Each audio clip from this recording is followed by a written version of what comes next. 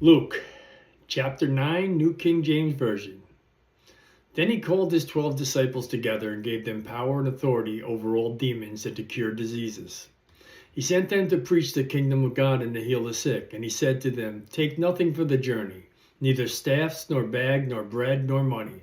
And do not have 2 tunics apiece. Whatever house you enter, stay there, and from there depart. And whoever will not receive you when you go out of that city, shake off the very dust from your feet as a testimony against them."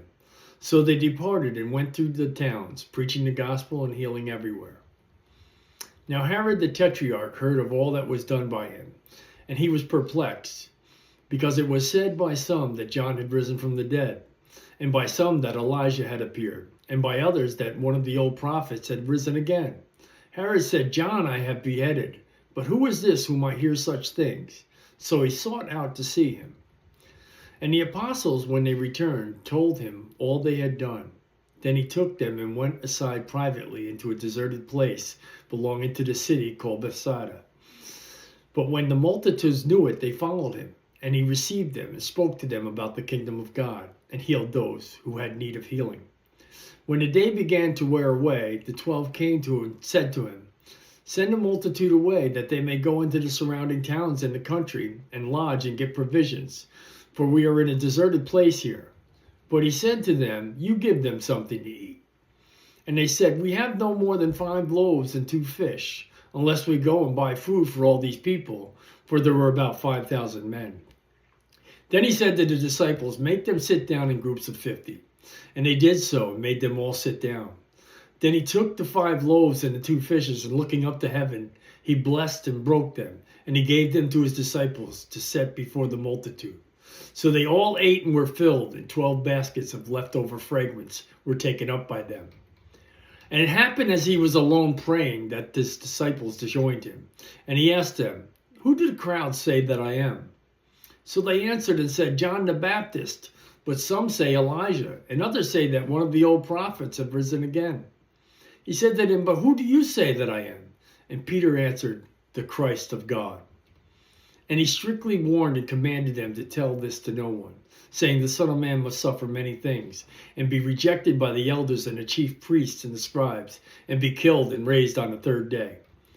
Then he said to them all, "If anyone desires to come after me, let him deny himself, take up his cross daily, and follow me.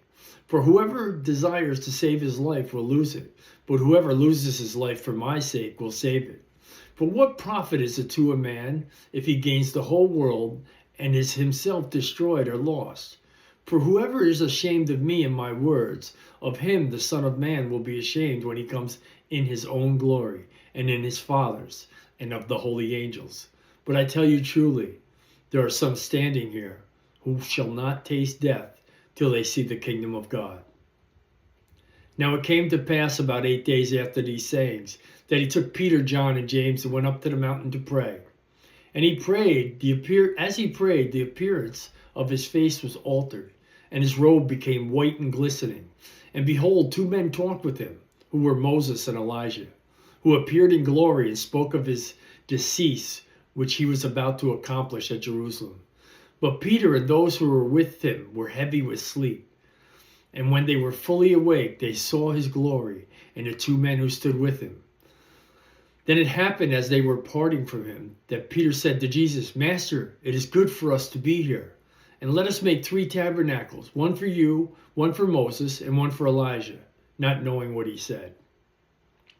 While he was saying this, a cloud came over, shadowed him, and they were fearful as they entered the cloud. And a voice came out of the cloud saying, "This is my beloved Son, hear him." When the voice had ceased, Jesus was found alone, but they kept quiet, told no one in those days of anything they had seen. Now it happened on the next day, when they come down from the mountain, the great multitude met him. Suddenly a man from the multitude cried out, saying, "Teacher, I implore you, look at my son, for he's my only child. And behold, a spirit seizes him, and he suddenly cries out.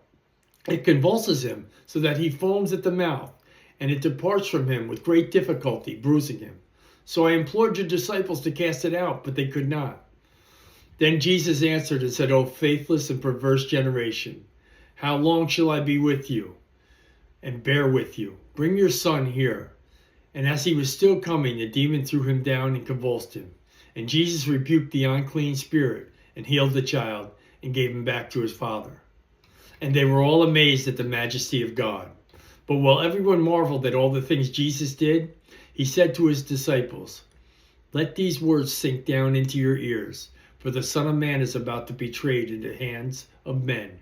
But they did not understand his saying, and it was hidden from them, so that they did not perceive it, and they were afraid to ask him about this saying.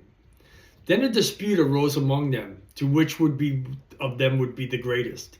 And Jesus, perceiving the thoughts of their heart, took a little child and set him by him, and said to them, "Whoever receives this little child in my name receives me, and whoever receives me receives him who sent me.